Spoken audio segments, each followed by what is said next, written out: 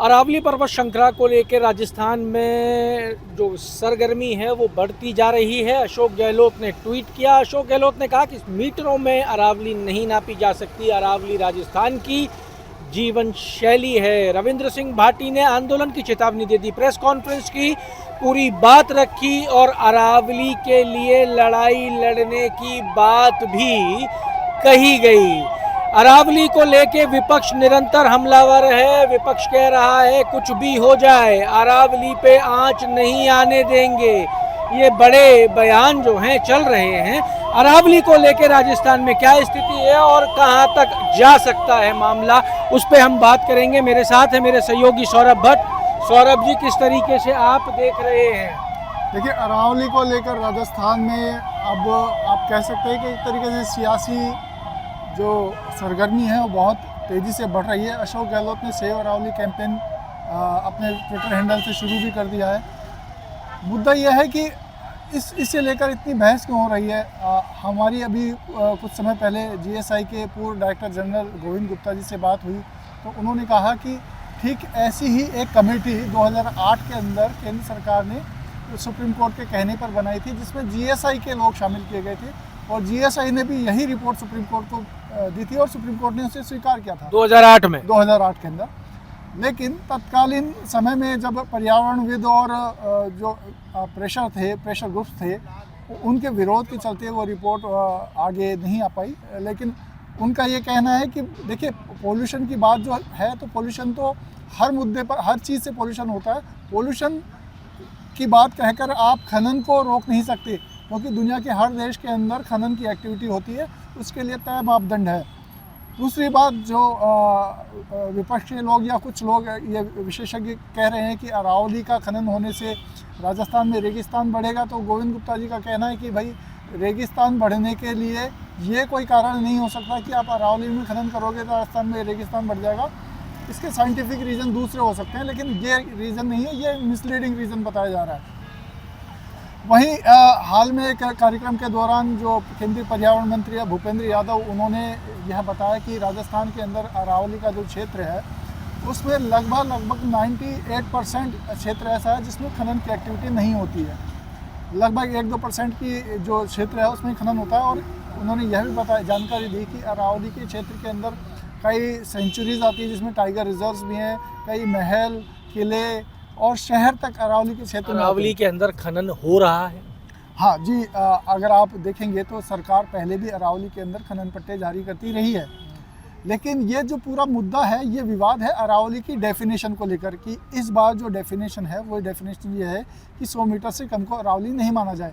पहले जो पट्टे जारी हो रहे थे, क्योंकि भूपेंद्र यादव ने खुद ने एक सार्वजनिक कार्यक्रम में बताया कि भाई, जो अलवर में अरावली क्षेत्र है या उदयपुर में अरावली क्षेत्र है, राजसमंद, क्योंकि जो पत्थर दुनिया भर में पत्थर जाता है वो राजसमंद से मार्बल का पत्थर निकल के जाता है, तो वो अरावली क्षेत्र ही है जिसमें से खनन हो रहा है। तो खनन तो अरावली क्षेत्र में पहले जो पट्टे मिलते थे वो अरावली खनन क्षेत्र के अंदर, अरावली क्षेत्र में खनन के पट्टे मिला करते थे। जी। अब सुप्रीम कोर्ट ने ये कहा है कि अरावली ही नहीं मानेंगे उसको जो 100 मीटर से कम रह जाएगा। जी, देखिए, सुप्रीम कोर्ट ने जो सरकार की कमेटी बनी थी, उस कमेटी की रिपोर्ट जो थी उसको स्वीकार किया है। वो कमेटी ये कहती है कि इसमें 100 मीटर से कम का जो क्षेत्र है अरावली में, जो 100 मीटर से कम की पहाड़ियाँ, उसको हम अरावली ना माने। विवाद यहीं से शुरू हो रहा है और कांग्रेस का कहना है कि राजस्थान के अंदर लगभग 80 से 90% अरावली पहाड़ियाँ ऐसी है जिनका दायरा 100 मीटर से कम है। तो ये कांग्रेस का यह भी आरोप है कि ये जो पूरी परिभाषा गढ़ी गई है, एक कॉरपोरेट समूह को फ़ायदा पहुंचाने के लिए की गई है, ताकि उनको माइनिंग अरावली जो है पूरी उसकी माइनिंग लीज दी जा सके। पर अरावली 580 वर्ग किलोमीटर राजस्थान के अंदर आती है और अगर 80% अरावली का क्षेत्र जो है राजस्थान का, वो अगर 100 मीटर से कम है तो ये हो गया लगभग 440 वर्ग मीटर के आसपास का। अगर उस पहाड़ी को अरावली ना माना गया तो फिर तो पट्टा देने में दिक्कत क्या है? हाँ, लेकिन आप देखिए कि अरावली में, राजस्थान में जो अरावली की संरचना है उसमें कई टाइगर रिजर्व्स, कई सेंचुरीज भी आती हैं और कई जो संरक्षित किले और महल हैं वो भी इस अरावली के क्षेत्र में आते हैं। भूपेंद्र यादव ने जो एक कार्यक्रम के अंदर जानकारी दी थी, उन्होंने यही कहा था कि कई शहर भी अरावली के क्षेत्र में आते हैं। लेकिन जैसा कि देखिए, अगर कोई परिभाषाएँ गढ़ी गई है तो सियासत का तकाजा ये कहता है कि उसको आगे एक्सप्लोर करने के लिए ही वो परिभाषाएं गढ़ी जाती है। जैसे उन्होंने बताया कि हरियाणा के महेंद्रगढ़ में जो है 75% जो है वो नॉन माइनिंग एरिया है और 25% माइनिंग एरिया है, तो ये बहुत बड़ा एरिया होता है 25%। राजस्थान के अंदर उन्होंने बताया कि 1 से 2% के अंदर अरावली के अंदर माइनिंग होती है, लेकिन जब ये परिभाषाएं बदलेंगी तो कहा नहीं जा सकता कि ये दायरा जो है 1 से 2% पर ही रहेगा या बढ़ जाएगा। और माइनिंग को लेकर राजस्थान में आप देखें कि सरकारों की संवेदनशीलता जो है एक तरीके से बहुत असंवेदनशील सरकारें रही हैं, चाहे कांग्रेस रही हो चाहे बीजेपी रही हो, एक पत्थर की तरह असंवेदनशील सरकारें रही हैं। माइनिंग माफियाज की जब बात आती है, आप पिछले पूर्ववर्ती अशोक गहलोत के कार्यकाल की बात कर लें तो भरतपुर के अंदर आपको ध्यान हो, डीग के अंदर अवैध खनन का विरोध करते हुए एक साधु ने आत्मदाह कर लिया था, लेकिन उसके बावजूद भी सरकार का इसमें कोई बड़ा एक्शन नज़र नहीं आया था। ये जो तरीके रहे हैं हर सरकार में रहे हैं, बात ये अशोक गहलोत की सरकार की नहीं है, इससे पहले की वसुंधरा राजे की सरकार या ये सरकार आप ले लो, इन सरकारों में भी अवैध खनन के आरोप बीजेपी के ही लोग लगाते हुए आए हैं, बीजेपी की सरकार के बीजेपी नेताओं के ऊपर अवैध खनन के आरोप लगाते हुए आए हैं। तो अगर आप देखें तो ये परिभाषा जो है ये एक तरीके से एक सियासी विवाद का रूप ले रही है। और मज़े की बात, चौंकाने वाली बात भी आप कह सकते हैं कि बीजेपी के पूर्व कैबिनेट मंत्री और राजस्थान के वरिष्ठ जो नेता है राजेंद्र राठौड़, उनका स्टैंड इसमें एक तरीके से कांग्रेस के पक्ष में नज़र आ रहा है। राजेंद्र राठौड़ ने कहा कि भाई ये जो सरकार ने जो कमेटी ने जो रिपोर्ट दी है वो राजस्थान के पर्यावरण के लिए बेहद हानिकारक है और सरकार को इस मामले में रिव्यू पिटीशन दायर करना चाहिए। तो एक तरीके से कह सकते हैं कि बीजेपी अपने ही लोगों से इस मुद्दे पर घिरती भी नजर आ रही है।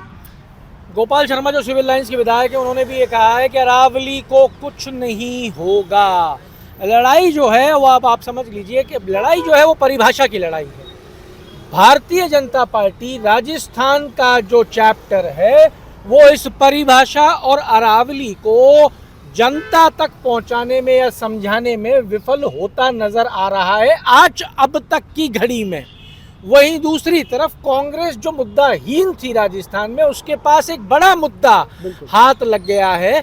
ऐसे प्रोजेक्ट किया जा रहा है कि कल सुबह पूरा अरावली खोद दिया जाएगा। यही चल रहा है। बिल्कुल बिल्कुल, कांग्रेस के लिए एक तरीके से राजस्थान में ये मुद्दा संजीवनी का काम करेगा कि लंबे समय से कांग्रेस के पास कोई मुद्दा नहीं था, लेकिन अब ये मुद्दा जो है कांग्रेस को एक तरीके से आप कह सकते हैं कि राजस्थान का ज़्यादातर हिस्सा अरावली के क्षेत्र में आता है, तो एक हिसाब से आप कह सकते हैं कि कांग्रेस के लिए जन समर्थन जुटाने वाला मुद्दा भी ये बनता नजर आ रहा है। बन सकता है, क्योंकि इसमें रविंद्र सिंह भाटी भी खुल के उतर चुके हैं, हनुमान बेनीवाल ने भी अपना समर्थन दे दिया है।